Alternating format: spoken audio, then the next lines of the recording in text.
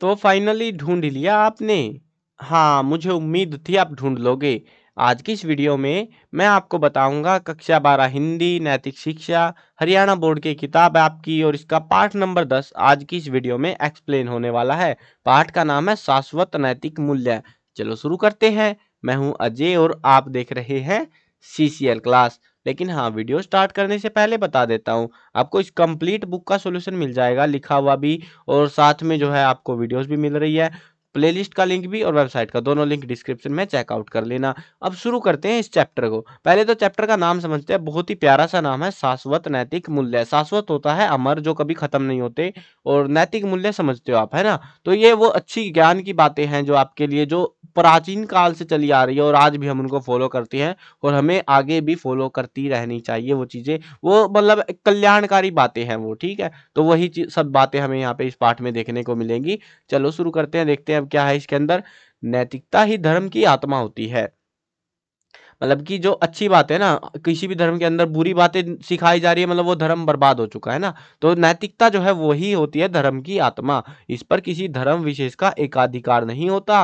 विश्व का हर धर्म कुछ ऐसे नैतिक मूल्यों का प्रतिपादन करता है जिन्हें अन्य धर्म भी उसकी आस्था के साथ स्वीकार करते हैं। यानी कि बोलते हैं कि सभी का, जैसे प्राचीन काल में या आज भी हम क्या बोलते हैं भाई, किसी की मार कुटाई नहीं करनी, अहिंसा का पालन करना, है ना।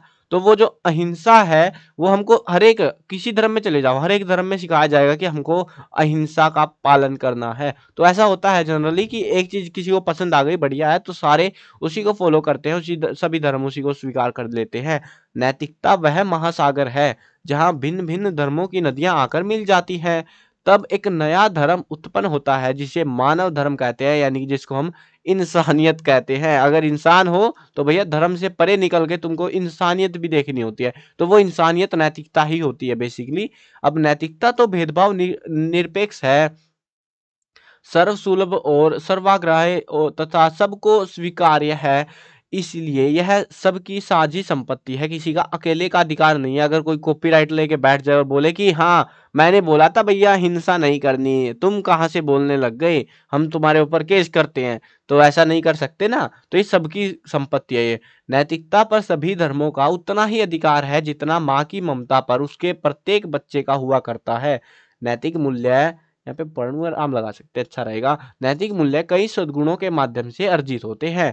सद्गुण यानी कि अच्छे गुण, ये संस्कृत से मिक्स है थोड़ा। सद्गुण मतलब अच्छे गुण होते हैं, सद्गुण, ठीक है। ये संधि विच्छेद कर लो, सद का मतलब अच्छे और गुण का मतलब गुण होता है, तो ये ऐसे है। सद्गुण को चरित्र का आभूषण कहा जाता है, या इसे चरित्र की उत्कृष्टता भी कह सकते हैं। यूनानी दार्शनिक प्लेटो, ये जो है काफी फेमस बंदा था उस टाइम पे। यूनानी दार्शनिक था, ऐसे मतलब धर्म के बारे में काफी सारा ज्ञान दिया था इसने। तो इसने जो है 4 प्रकार के सद्गुणों का उल्लेख किया, 4 चीजें। पहली है विवेक, साहस, संयम और न्याय। ये चीजें होनी चाहिए भाई, बाकी कुछ हो ना हो, है ना। अब उसके बाद आया अलेक्जेंडर। अब अलेक्जेंडर को कौन नहीं जानता, है ना। मतलब सिकंदर कहते हैं इसको हिंदी में, यार सब सब जानते होंगे ना, सिकंदर सम्राट, महान सम्राट जिसको कहते हैं, अलेक्जेंडर वही है ये। तो अब इसके अनुसार जो है क्या हुआ था, सद्गुण समाज सापेक्ष होते हैं। जिस प्रकार व्यक्ति के कर्तव्य एवं दायित्व समाज परिवर्तन के साथ साथ परिवर्तित होते रहते हैं, उसी प्रकार सद्गुण भी समय अनुसार परिवर्तनशील है। ऐसा नहीं है कि तुमने पत्थर की लकीर खींच दी कि नहीं, ऐसा है तो है, अब समय बदल चुका है, तो तुम्हें भी बदलना पड़ेगा, और ये तुम्हें तुम्हारे नैतिक मूल्यों को भी बदलना पड़ेगा। जैसे कि पहले टाइम में मान लो, फॉर एग्जाम्पल बता रहा हूँ बस मैं आपको, कि मान लो अभी हमको पहले पढ़ाया जाता था अहिंसा नहीं करनी, अहिंसा नहीं करनी। अब आप बड़े हो गए हो, अब टाइम बदल चुका है, बहुत ज्यादा टाइम बीत चुका है, और अब लोग आपको मारने पे उतर आए और आप पालन कर रहे हो कि अहिंसा नहीं करनी। भैया आप कट लोगे इस धरती से। तो ऐसी अहिंसा का भी कुछ फायदा नहीं है। तो इसीलिए कह रहे हैं कि वो बदली जा सकती है, वो समय के अनुसार, समय पर निर्भर करती है वो तुम कर क्या रहे हो, ठीक है। पतंजलि के योग सूत्र में 5 प्रकार के सद्गुणों का उल्लेख किया गया है। ये कोई ग्रंथ है पतंजलि नाम से, तो ये वो पतंजलि नहीं है बाबा रामदेव वाली, ये दूसरी है, ठीक है ना। तो उसके जो है ये किताब है, कोई ग्रंथ है, तो उसमें जो है बता रखा है, योग सूत्र में 5 प्रकार के अच्छे गुणों का वर्णन किया गया है। सत्य, अहिंसा, अस्तेय, ब्रह्मचर्य, अपिग्रह, ठीक है। ये 5 चीजें उसके अंदर बताई गई है। अब ये 5 चीजें आप बोलो भाई ये हमें समझ नहीं आई, मतलब ये क्या है ना। मेन मुद्दा तो यही है, आपको बता दो दिया ये 5 चीजें। अब आपको समझाने के लिए नीचे एक्सप्लेनेशन दी गई है, टेंशन मत लो, सारी चीजें समझ आएंगी हमको। अब सत्य तो सब जानते हो, सच्चाई के रास्ते पे चलना, अहिंसा भी सब जानते हो, लड़ाई मार कुटाई नहीं करनी है ना, और अस्तेय, ब्रह्मचर्य और अपग्रह हम आगे पढ़ लेंगे, अभी चैप्टर कंटिन्यू करते करते सब पता लगेगा, एक एक टॉपिक डिटेल में कराए जाएंगे ताकि हमें समझ में आए। एक्चुअली बस चैप्टर इतने में ही खत्म हो जाएगा, आपको इनको समझने में ही। इन्हें यम नाम से कहा गया है, इन्हें यम नाम से कहा गया है। यम और नियम, देखो ये अलग अलग चीजें हैं, यम और नियम, एक यम है एक नियम है, तो दोनों चीजें जो है अष्टांग योग के महत्वपूर्ण घटक है। उपनिषद, बौद्ध, जैन ग्रंथ ने भी पतंजलि के सद्गुणों के वर्गीकरण का समर्थन किया। पांतजल योग सूत्र में उल्लेख लिखा हुआ है, ये कुछ संस्कृत का शब्द है, अहिंसा, सत्यास्तेय, ब्रह्मचर्य, परिग्रह, यमा है, यानी कि वो 5 बातें जो हम पढ़ के आए ना अभी, अहिंसा, सत्य, अस्तेय, ब्रह्मचर्य, परिग्रह, ये वो 5 बातें चिपका दी है, संधि विच्छेद कर लेना, वो 5 ही निकल के आएंगी, ठीक है। ये सारी चीजें उसमें बताई गई है उस पांतजल नाम के योग सूत्र के अंदर। आधुनिक युग में महात्मा गांधी व विनोबा भावे ने भी उपयुक्त पांचों सद्गुणों के महत्व को स्वीकार किया है, तभी तो महात्मा गांधी बोलते हैं ना, अहिंसा के रास्ते पर चलो, क्यों मार कुटाई कर रहे हो। विभिन्न धर्मों में भी इन सद्गुणों के महत्व को किसी न किसी रूप में स्वीकार किया गया है, मतलब वो अपने अपने पर्सपेक्टिव हो सकते हैं स्वीकार करने के, लेकिन माना गया है। असली फाइनली कंक्लूजनली देखे तो बात तो वही आ रही है। चलो देखते हैं सत्य के बारे में। पहले सच्चाई, भारतीय शास्त्रों में सत्य की महत्ता का विशद वर्णन किया गया है। वेदों में कहा गया है कि सत्य के द्वारा आकाश, पृथ्वी, वायु और भौतिक तत्व को धारण किया जाता है, यानी कि सच्चाई से ही हम सब कुछ ले सकते हैं, प्राप्त कर सकते हैं। मनुस्मृति के अनुसार सत्यम ब्रूयात प्रियम ब्रूयात ना ब्रूयात सत्यम प्रियम, यानी कि समझ नहीं आया कोई बात नहीं, अर्थात देते हैं ये लोग, अर्थात सच्चाई बोले, प्रिय बोले यानी मीठा बोले, परंतु अप्रिय और या कटु सत्य न बोले, यानी कि ऐसी सच्चाई ना बोले जिससे नफरत हो जाए, है ना। तो महाभारत के शांति पर्व में भी कहा गया, ये एक ग्रंथ है, ये भी शांति पर्व नाम से, तो उसमें भी लिखा हुआ है सतस्य वचनम श्रेय सत्यादपि हितम वदेत। तो इसका मतलब होता है अर्थात सत्यवादी को मधुर भाषी भी होना चाहिए, यानी कि उसकी आवाज में ऐसा नहीं है कि तुम सच्चाई तो बोल रहे हो लेकिन गालियां दे रहे हो बीच बीच में सच्चाई के नाम पे, तो वो काम नहीं होना चाहिए। ऐसे गुस्से में सच्चाई नहीं बोलनी, तुमको तुमको प्यार से सच्चाई बोलनी आनी चाहिए, तभी उसकी अहमियत होती है। अब जैन धर्म के अनुसार, ये तो था वैदिक धर्म, हिंदू धर्म के अनुसार ये बातें थी। अब जैन धर्म के अनुसार यथार्थ के साथ साथ सत्य को प्रिय भी होना चाहिए, प्यारा भी होना चाहिए, इसी को सुनृत व्रत कहा गया है। गांधी जी ने भी सत्य को ही ईश्वर और ईश्वर को ही सत्य कहा है। अब कुरान शरीफ ये अलग ग्रंथ है, अलग धर्म है, तो इसके अंदर जो है इसमें भी स्पष्ट रूप से वर्णित है कि सत्य के आगे असत्य कभी नहीं ठहर सकता।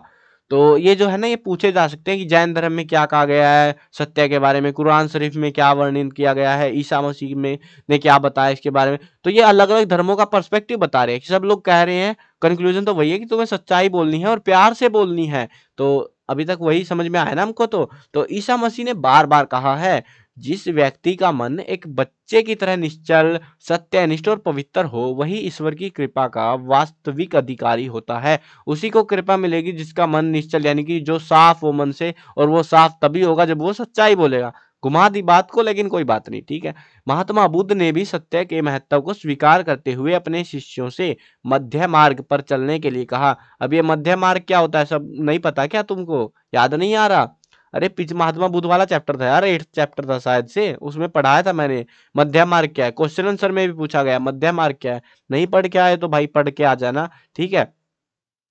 तो मध्य मार्ग पर चलने के लिए कहा। ये मध्य मार्ग ये जो है ना बीच का रास्ता था, मतलब कि तपस्या करनी हो गई या फिर जो है एक मतलब एक कठोर जीवन और एक बिल्कुल शांति का जीवन, कुछ नहीं करना, तो उनके बीच का रास्ता था ये हमारा, ठीक है। मतलब दुखों का जीवन था, एक तो दुखों से भरा हुआ था, उसके बीच का रास्ता कहा बताया था महात्मा बुद्ध ने, जिसके 8 अंग बताए थे, अष्टांग बताया गया था उस चैप्टर में, पूरा डिटेल में है वो सारी चीजें। उनमें से एक है सम्यक वचन, अर्थात असत्य, कटु या बुरे वचनों से बचना। वे कहा करते थे कि सत्य और शील व्यक्ति के नैतिक गुण हैं और अनुकरण भी इन्हीं का किया जाना चाहिए। अब उसके बाद में जो है सिख धर्म वाले क्या कहते हैं, ये जो है थोड़ा सा अलग क्यों हो गया कलर यार, चलो कोई ना। सिख धर्म में क्या कहा गया है, गुरु ग्रंथ साहिब में विभिन्न धर्मों के संतों की वाणी है, बहुत सारे संतों ने अपना ज्ञान दिया था। उस गुरु ग्रंथ साहिब नाम के एक ग्रंथ में, ठीक है, जो अन्य धार्मिक ग्रंथों को भी समान महत्व देते हैं। आदि ग्रंथ में कहा गया है, वेद कतेब कहो मत झूठे, झूठा सो जो ना विचार। यानी कि इसका मतलब है वेद आदि ग्रंथों को झूठा मत कहो, झूठा वह है जो इन पर विचार नहीं करता। अब अगला जो टॉपिक है, अगला जो पॉइंट है, हमने 5 भी चीजें पढ़ी है ना वहां पे, वो तो दूसरा है हमारा, वो है अहिंसा। अहिंसा को सभी धर्मों में महत्वपूर्ण स्थान दिया गया है। संस्कृत की प्रसिद्ध उक्ति है, अहिंसा परमो धर्म, सॉरी धर्म, यानी कि अहिंसा परम धर्म है, ये कहा जा रहा है यहाँ पे। तो जैन और बौद्ध धर्म में तो इसे धर्म का मुख्य आधार मानते हैं। अहिंसा के 2 रूप माने जाते हैं। पहला है निषेधात्मक, यानी कि किसी भी प्राणी की हत्या नहीं करनी। दूसरा है भावनात्मक, यानी कि भावनाएं, यानी कि सभी प्राणियों के प्रति मैत्री भावी, दया और सहानुभूति रखना। क्रोध को हिंसा का कारण माना जाता है। इसके लिए जैन मत है कि क्रोध को समा देकर शांत कर देना चाहिए। माफी मांग लो भैया, क्रोध शांत हो जाएगा, लेकिन अगर ज्यादा ही नुकसान कर दिया तो भाई क्या शांत होगा उसका क्रोध, अब मेरे को नहीं पता, वो तुम ही बताओ। अब आगे बढ़ते हैं। तो बौद्ध मत के अनुसार व्यक्ति को कुशल कोचवान की तरह क्रोध पर अधिकार प्राप्त कर लेना चाहिए। यानी कि जैसे मतलब गुस्से पे काबू करना आपको आना चाहिए। गुस्सा जो है आपको हर जगह सुनने को भी मिलता है कि गुस्से से, क्रोध से जो है विनाश ही मिलता है और कुछ नहीं मिलता, तो वही चीज है। इस्लाम धर्म में भी क्षमा को अहिंसा का आधार मानकर कहा गया है कि महान व्यक्ति वह है जो माफ कर दे और भूल जाए कि तुमने क्या कांड करा था। ईसा मसीह का भी सुप्रसिद्ध कथन है, पाप से घृणा करो, पापी से नहीं। यानी बात तो वही है भाई, अपने अपने स्टाइल में कह रहे हैं। गुरबाणी में कहा गया है, ना कोई बैरी ना ही बेगाना। जब कोई अपना बैरी या बेगाना ही नहीं तो हिंसा क्या होगी कैसे, मतलब हम अगर किसी से नफरत ही नहीं करते तो हिंसा कैसे हो जाएगी फिर। ईसा मसीह ने तो किसी से भी प्रतिशोध लेने को ही मना किया है कि तुमको बदला काहे को लेना। अगर उसने कुछ कर दिया, चल कोई ना कर दिया उसने, तो अब तुझे बदला क्यों लेना उस चीज का। कुरान शरीफ में भी स्पष्ट रूप से कहा गया है कि बुराई का बदला बुराई से ना लेकर भलाई से लिया जाए, तो विरोधी के मन का मैल स्वतः ही समाप्त हो जाता है और हिंसा की संभावना ही नहीं रहती है।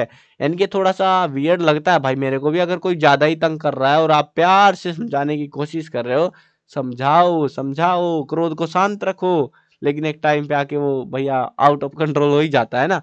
तो वो डिपेंड करता है सामने वाले पे भी, ऐसा नहीं है जैसे इन्होंने बता रखा है, पूरा पूरा ऐसा नहीं है। महात्मा बुद्ध ने धम्मपद में कहा है, ये जो है ग्रंथ है धम्मपद नाम से, तो ये जो है धम्मचक्र परिवर्तन चलाता है ना, तो उसमें महात्मा बुद्ध ने अपना ज्ञान दिया था जो, तो वो जो ग्रंथ वगैरह लिखे गए उन्हीं में है धम्मपद भी। तो उसमें कहा गया है, नातेन अरिया होती येन पाणिनि हिंसती। अब ये जो है थोड़ी मिक्स मसाला सा है, संस्कृत भी है प्राकृत भी है, तो ये क्योंकि उस टाइम पे बीच की लैंग्वेज चलने लग गई थी। अर्थात जो प्राणियों की हिंसा करते हैं वे श्रेष्ठ नहीं है। अब अगला जो पॉइंट था वो था क्या हमारा, अस्तेय। अस्तेय का मतलब होता है चोरी नहीं करना, समझ गए। चोर नहीं बनना भैया, चाहे कुछ बन जाओ, या किसी की दूसरे की संपत्ति को अवैध रूप से में अपने पास नहीं रखना। यानी कि चोरी नहीं करो या फिर कब्जा नहीं करो, एक ही बात होती है वैसे तो, लेकिन जो भी है एक ही मतलब है। भारतीय नीति शास्त्र में अर्थ को जीवन का पुरुषार्थ तो बताया है, लेकिन अवैध रूप से अर्थोपार्जन को स्वीकार नहीं किया गया। जैन मत में दूसरे की संपत्ति के अपहरण को केवल चोरी ही नहीं बल्कि हिंसा की संज्ञा दी गई है। यानी कि उसको चोरी नहीं कहेंगे, उसको हम क्या कहेंगे, हिंसा कहेंगे। अब बौद्ध मत के अनुसार दूसरे की संपत्ति के प्रति लोभ की भावना रखना या दूसरे व्यक्ति को चोरी करने के लिए प्रेरित करना भी स्ते है। यानी कि उसको भी हम कहेंगे कि वो तुम गलत काम कर रहे हो, तुम दूसरे को कैसे प्रेरित कर सकते हो, तुम्हें नहीं करना चाहिए वो। कुरान में कहा गया है, हम वसीला ढूंढे और मेहनत करें, हम मतलब अपना ही मकसद ढूंढे उसके ऊपर ही काम करते रहे, चोरी नहीं करनी है। लेकिन एक बात सोच के देखो तुम भी जरा, चलो इन्होंने तो कह दिया जो कह दिया भाई, हम इतना सारा इतिहास पढ़ के आए हैं, इतना सारा इतिहास हमने पढ़ा है बहुत प्राचीन से प्राचीन, लेकिन आपने कभी ऐसा नोटिस करा है, मतलब आप खुद सोचोगे चोरी नहीं करने का मतलब क्या है, दूसरे या फिर दूसरे की संपत्ति अवैध रूप से, अवैध रूप से का मतलब होता है कि जबरदस्ती उससे नहीं छीननी है, ठीक है। अगर डील करिए, मान लो तुमने कोई सामान लिया, उसको संपत्ति अपना धन दो जितना उसको रिक्वायर्ड है। अब उसके अलावा जबरदस्ती छीन रहे हो उससे पैसा, तो वो क्या है, वो अस्तेय है। तो एक्चुअली में जितने राजपाट वाला सिस्टम था, मतलब जितने राजा थे जिन्होंने सल्तनतें बनाई, हम कितने गर्व से कहते हैं भाई इसकी सल्तनत इतनी बड़ी थी, ये था वो था, लेकिन एक्चुअली अगर देखें तो भाई वो सारे अस्तेय कर रहे थे, मतलब सारे दूसरे को ठोके जा रहे थे। एक्चुअली राजा तो तभी बड़ा होता है ना जब उसने दूसरे को मार दिया, दूसरा राजा की हत्या कर दी या माफ भी कर दिया भले ही, लेकिन उसकी सारी संपत्ति पे कब्जा कर लिया। तो बात तो एक ही है, मतलब वो सारे राजा अस्तेय करते थे। थोड़ा सा वियर्ड है, बट ये फिर भी कहते थे भैया चोरी नहीं करनी, जबकि तुम्हारे बड़े बड़े लीडर भी चोरी कर रहे हो, कोई दिक्कत नहीं, फिर तुम्हें नहीं करनी, ठीक है, चलो तुम भी नहीं करोगे। अब आज के समाज में ऐसा नहीं रहा, आजकल राजपाट वाला सिस्टम हट चुका है, तो अभी तो समझ जाना भाई अब चोरी नहीं करनी। अगला देखते हैं, अगला है हमारे पास में अप अपरिग्रह। अपरिग्रह का अर्थ है आवश्यकता से अधिक धन संग्रह न करना, यानी कि तुमको अमीर नहीं बनना है भाई। तुम इस धरती पे अमीर बनने के लिए पैदा नहीं हुए हो, तुमको गरीब अमीर नहीं मरना है और अमीर भी नहीं होना, इतना अमीर नहीं होना कि तुम्हें वो पैसा ऐसे ही पड़ा पड़ा खराब होता रहे। मतलब तुम्हें 100 रुपए चाहिए तो 100 रुपए से तुम 150 कमा लो, 1000 मत कमाओ, ठीक है ना। तो जैन और बौद्ध धर्म में इसे मूल सद्गुण स्वीकार किया गया है। महात्मा गांधी ने भी इस नैतिक मूल्य की अनिवार्यता को स्वीकार करते हुए कहा है, जीवन यापन से अधिक संचय करना दूसरों को जीवित रखने से वंचित करना है। अब ये थोड़ा सा वियर्ड सा मामला भाई, ये बात तो ठीक है, इन्होंने कह दिया कि अगर तुम ज्यादा इकट्ठा कर लेते हो तो दूसरे को नहीं प्राप्त हो पाएगा। अब ये बात ठीक है, अगर हम ज्यादा अनाज इकट्ठा कर लेते हैं या खाने पीने का ऐसी चीजें इकट्ठा कर लेते हैं जिसकी शायद दूसरे को जरूरत थी, तो वंचित रह गया वो तो। लेकिन एक्चुअली तो हम पढ़ किसके लिए रहे, मेहनत किसके लिए कर रहे हैं, उस धन को कमाने के लिए, धन अर्जित करने के लिए। अब पहले कह रहे हैं भैया चोरी नहीं करनी, ठीक है चोरी नहीं कर रहे हम, अब चोरी नहीं कर रहे, आपको जीवन चलाना है तो काम करना पड़ेगा, काम कर रहे हो, धन कमा रहे हो, धन के लिए तो काम कर रहे हो। अब धन कमा लिया तो बोल रहे ज्यादा धन भी नहीं कमाना तुमको, मतलब ऐसा है कि यार नॉर्मल जिंदगी जियो, आदिवासी बन जाओ तुम, ठीक है। चलो आगे बढ़ते हैं। श्रीमद् भगवत गीता में कहा गया है कि प्राणियों की संपत्ति उतनी ही होनी चाहिए जितने से उनका पेट भर जाए। अब अगर पेट भरने लगे तो भैया अगर बीमार हो गए अस्पताल का बिल कौन भरेगा, हमारा सरकार भरेगी। तो भैया धन होना चाहिए, ठीक है, इनके चक्करों में मत पड़ जाना तुम। तो पेट भर जाए भैया, ठीक है भैया, ठीक है, ऑल राइट सब सही है, तुम भी सही हो हम भी सही है। उससे अधिक धन का संचय चोरी है, देखो चोरी है भाई वो, अगर तुम चोर चोर बन गए, अब तुम चोरी कर रहे हो, चीटिंग कर रहे हो तुम तो। सिख धर्म के 3 मूल नियम है, सिख धर्म के अंदर 3 बातें बताई गई है। नाम जपना, किरत करना यानी कि ईमानदारी से मेहनत करना, वर्ण क्या है भाई ये, वंड छकना, कुछ अजीब सी लैंग्वेज है, तो अर्थात मिल बांट कर खाना, मिल बांट कर खाने से अपरिग्रह की भावना पुष्ट होती है, यानी कि तुम अब जो है आवश्यकता से अधिक अगर इकट्ठे रहते हो सामूहिक रूप से, तो अब तुम धन को ज्यादा मिल बांट कर खाओगे, सबकी मदद करो, भले चंगे मस्त जिंदगी रहो, ठीक है। ईसा मसीह ने भी अपरिग्रह का पक्ष लेते हुए चेतावनी दी है कि आवश्यकता से अधिक धन या ऐश्वर्य का स्वामी प्रभु के राज्य में प्रवेश नहीं पा सकता, कि अगर तुम्हारे पास ज्यादा रोकड़ा हो गया ना तो तुम प्रभु के पास नहीं जा सकते भैया, ठीक है। ईसा मसीह ने तो ये बात कह दी थी, तो इसीलिए अपने धन का त्याग कर दो, इतना ही रखो जितना तुमको जरूरत है, और आगे चाहिए तो भैया मेहनत करो और कमा लो। अब एक्चुअली देखे तो मेहनत करके ही कमाया होगा जिस बंदे ने, तो वो त्यागेगा क्यों उस धन को। चलो आगे बढ़ते हैं। अगला प्रश्न आता है ब्रह्मचर्य, लास्ट में कंक्लूजन दूंगा इन सारों का, टेंशन मत लो कि आप बोल रहे हो भाई, कभी बोल रहे हो कि ये बात है, कभी बोल रहे हो इनका गेस्ट में भी हो आप, तो लास्ट में कंक्लूजन दूंगा ये कहना क्या चाह रहे हैं आपको, ठीक है। चलो ब्रह्मचर्य, ब्रह्मचर्य का अर्थ होता है काम वासनाओं का पूरी तरह से त्याग, यानी कि जो इच्छाएं हैं उनको जो है आप त्याग सकते हो। सभी धर्मों में ने इसकी महत्ता को स्वीकार किया है। अथर्ववेद में भी कहा गया है, ब्रह्मण्योचर्येण तपसा देव मृत्यु प्राण, अर्थात ब्रह्मचर्य रूप तप से ही देवों ने मृत्यु पर विजय प्राप्त करी है। ये ब्रह्मचर्य होता है, मतलब कि तुमको जो है, समझ रहे हो तुम क्या करना है ना। ब्रह्मचर्य का मतलब है कि तुमको ये वो कंडीशन थी जब तुमको शादी नहीं करनी, तुमको बच्चे नहीं करने, कुछ नहीं करना, बस आदिवासी बनो और रह लो भैया, ठीक है, वो कंडीशन है ये, ठीक है, ब्रह्मचर्य की।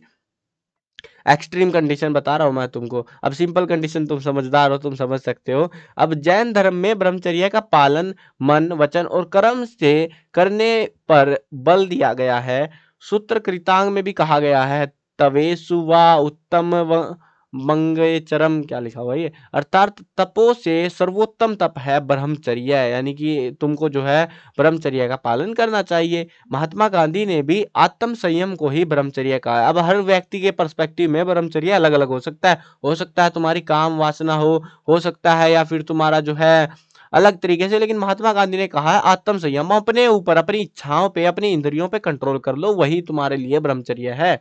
क्योंकि वो पुरानी टेक्नोलॉजी थी, पुरानी चीजें थी। अब भाई समय बदल रहा है, ये चीजें प्रचार करी जा रही है, खुलेआम प्रचार करी जा रही है, तो काबू नहीं कर सकते ज्यादातर। तो इसीलिए महात्मा गांधी ने उस समय कहा था आत्म संयम कर लो बस, तुम वही बहुत है तुम्हारे लिए।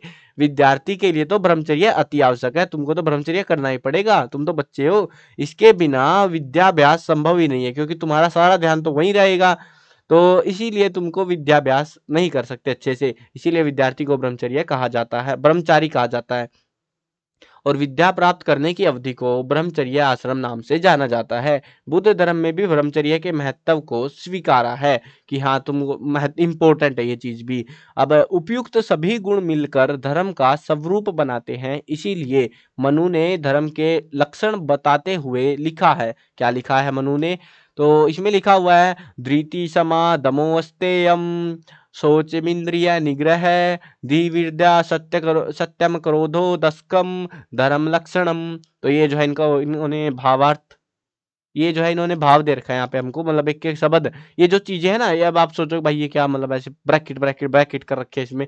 तो एक्चुअली इन्होंने जो है अलग अलग शब्द, अलग अलग चीजें जो है हमको बताई है इसके अंदर। जैसे धृति, धृति का मतलब वो तो तुमको धैर्य रखना है। समा, समा यानी कि अपने अपकार करने का, वाले का भी उपकार करना है, यानी कि जो तुम्हें परेशान कर रहा है तुम उसको परेशान मत करो, तुम उसकी मदद करो। ठीक है भैया, मान ली बात। दम, ये जो देखो दम ओम अस्तेयम ऐसे कर रखा है इन्होंने। तो हमेशा संयम से धर्म में लगे रहना है, जो भी धर्म तुम्हें कहता है। अस्तेय, चोरी नहीं करनी है। सोच यानी कि भीतर और बाहर से पवित्र होनी चाहिए। इंद्रिय निग्रह यानी कि इंद्रियों को हमेशा धर्माचरण में लगाना चाहिए। धी, सत्कर्मों से बुद्धि को बढ़ाना चाहिए। विद्या, यथार्थ ज्ञान लेना चाहिए। सत्यम, हमेशा सत्य का आचरण करना चाहिए। और अक्रोध, तो अक्रोध का मतलब क्रोध को छोड़कर हमेशा शांत रहना चाहिए। यह धर्म के 10 लक्षण है। धर्म के हमको 10 लक्षण बताए गए हैं, ये सारी इस पूरी लाइन के अंदर वही चीजें बताई गई है। ये 10 लक्षण है, इधर ये 10 चीजें तुमको फॉलो आउट करनी है। अब चैप्टर के अंदर तो इतना ही था भैया, ठीक है, चैप्टर के अंदर हमें समझ में आ गया। अब वापिस उसी पोजीशन पे आते हैं हम जहां बीच में थे, हम यहाँ पढ़ रहे थे। ठीक है, ये 4-5 चीजें बताई थी ना हमको ये, तो अब आप ये समझ चुके हो कि इनका मतलब क्या है, कि इसका मतलब क्या है, कि तुमको चोरी नहीं करनी, तुमको अच्छे से रहना है, तुमको जो है ब्रह्मचर्य का पालन करना है। ठीक है भैया, सब कुछ सही है, लेकिन भैया एट द एंड अगर हम देखें इस जिंदगी के अंदर कुछ चीजें तो हम फॉलो कर सकते हैं। जैसे हम सच्चाई के रास्ते पे चल सकते हैं भैया, ठीक है। अहिंसा, चलो ठीक है, मार कुटाई नहीं करेंगे हम, अच्छी बात है। किसी प्राणी को, उसको भी अपना जीवन प्यारा है, हम नहीं मारेंगे। अस्ते, हम चोरी नहीं करेंगे, ठीक है भैया, कोई जहाँ काम चल जाएगा, चोरी नहीं करेंगे। लेकिन ये क्या लॉजिक हुआ यार कि धन जरूर से ज्यादा नहीं कमाना। अब आपके अंदर टैलेंट है उस चीज का, ठीक है। कुछ होते हैं किसी के पास टैलेंट नहीं है, चलो ठीक है, मदद कर दोगे, मदद करना अपना पर्सपेक्टिव है, लेकिन मदद करने के लिए भी तो आपको धन चाहिए। और धन, ये लोग बोल रहे हैं कि भैया जरूर से ज्यादा नहीं कमाना। ठीक है, तो धन ज्यादा नहीं कमाएंगे तो मदद कैसे करेंगे? भैया लॉजिक अपने अपने हिसाब से चल रहे हैं यहाँ पे, तो अपना अपना पर्सपेक्टिव है इनका, जो भी जैसे भी सोच रहे हैं। लेकिन हाँ, उस टाइम पे, उस टाइम के हिसाब से मैं बताऊं तो उस टाइम के हिसाब से बहुत बढ़िया था, क्योंकि उस टाइम पे मारकाट बहुत चली हुई थी। अब मारकाट चलने से क्या होता है, मतलब ऐसे राजा दूसरे को उड़ा रहा है, तीसरे को इसने उसको उड़ा दिया, तो उसके चलते लोगों को परेशान होना पड़ता था। जो आम जनता थी वो परेशान रहती थी, दुखी रहती थी हमेशा, क्योंकि उनका परिवार से कोई कुछ चोरी करके ले गया, कोई कभी कुछ, किसी ने आक्रमण करा। तो उसके चलते, क्योंकि उस समय, आजकल तुमने सुनने को मिलता है चोरी होती है, लेकिन इतनी होती है भाई पहले की तरह कि हजारों किलो सोना गायब, भाई ऐसे नहीं होता ना आजकल। थोड़ी बहुत हो गई, चलो ठीक है, कहीं कहीं सी रेयरली केसेस में, बट पहले इतना था कि आम हो चुका था ये, मतलब सारे आम गुंडागर्दी ऐसे, मतलब कलयुग अपनी चरम पर था कह लो, वो काम हो रखा था उस टाइम पे। हर जगह खून लाशें पड़ी रहती थी। तो उस हालत में जो है इन लोगों ने अपना ज्ञान दिया था, तो उस हालत को देखते हुए तो बढ़िया था यार, बिल्कुल बढ़िया था, बेस्ट। लेकिन आज के हिसाब से आपको समय के हिसाब से बदल लेना चाहिए। कुछ चीजें आप फॉलो कर सकते हो, कुछ नहीं कर सकते, ठीक है। वो आप अपने हिसाब से बताना कि आपको, आपके पर्सपेक्टिव में क्या है, कि क्या आपको करना चाहिए कुछ चीजें जो इनको इन्होंने बताई है, ये 5 चीजें, कि आपको ये फॉलो करनी चाहिए या नहीं करनी चाहिए। आप भी कमेंट में बताना अपनी राय, ठीक है। चलो मिलते हैं नई वीडियो में। आई होप चैप्टर समझ आ गया होगा। प्यारा सा आसान सा चैप्टर है, जिसके अंदर हमको नैतिक मूल्य यानी कि समाज में अच्छा बने रहने की चीजें सिखाई गई हैं, ठीक है। चलो मिलते हैं नई वीडियो में। मैं कवर करने वाला हूँ क्लास 1 से लेकर 12th तक सभी सब्जेक्ट की वीडियो, हिंदी मीडियम और इंग्लिश मीडियम दोनों में होने वाली है। तो सब्सक्राइब करो, साथ में घंटी दबाओ, ताकि कोई भी अपडेट आए आपको बिल्कुल टाइम से मिल जाए।